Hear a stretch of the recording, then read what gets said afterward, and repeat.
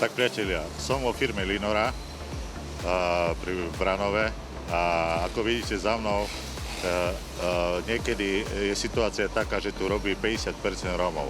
Je to síce sezónna práca, ale keď je mimo 7 pracuje 30 Rómov, čo som veľmi rád, lebo toto je presne to, čo chceme. Čo je najdôležitejšie, je, aby bola udržateľnosť, aby mali stálu prácu, to je jedna vec.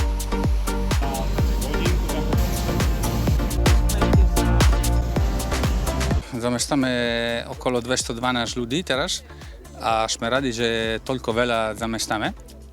A sme radi, že možno budeme ešte takých 100 ľudí zamestnať okolo leta.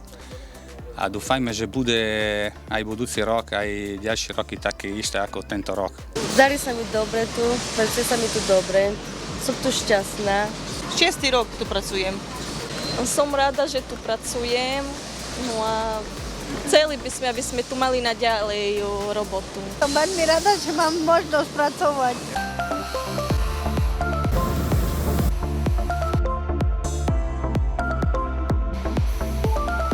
Druhá vec je, že tí Rómovia vedia a chcú pracovať, len im treba dať šancu a to je najdôležitejšie. Lebo pokiaľ nedáme šancu, tak budeme stále rozprávať, že Rómov nikto nechce robiť.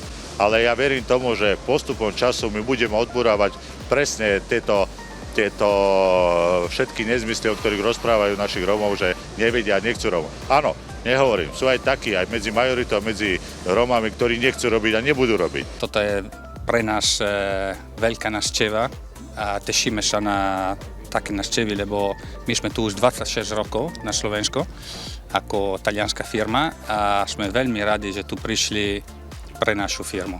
Dnes som sa prihovoril aj s pánom ministrom všetkým firmám, aby dali šancu Rómom, aby mohli pracovať. Tak ako je to tu za mnou, keď vidíte. Majú svoju stálu prácu, čo je základom dobrého života. Mať prácu a mať za to zaplatené. A to je základ celého všetkého.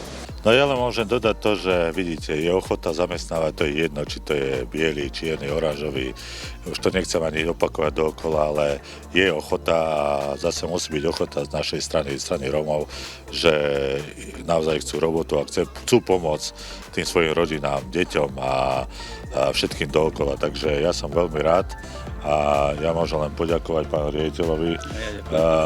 Musím pochváliť, že veľmi dobre slovenské. Keby som tak ja videl talianské ako on, tak už som niekde inde. Takže ešte raz veľká vďaka, pán riaditeľ. Ja ďakujem vám. Ďakujem pekne.